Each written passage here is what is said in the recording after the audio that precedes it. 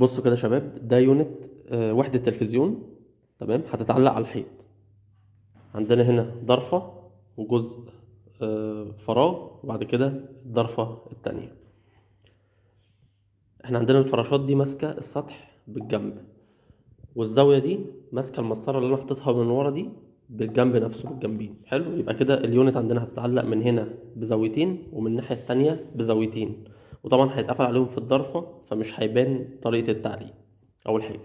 تاني حاجة، طبعا كان مستحيل نعمل الكلام ده كله ونحط التكاية بتاعت اللي هي البوش اب دي، مستحيل كنا نحطها واحنا حاطين القاعدة بتاعت اليونت نفسها.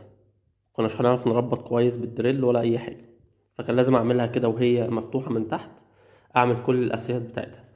طبعا الظرف هركب لها اهي، دي الظرف هيتركب لها المفصلات بتاعتها، وبعد كده هلزقها في القاعدة، هربط المفصلات في القاعدة قبل ما اربط القاعدة في اليونت نفسها.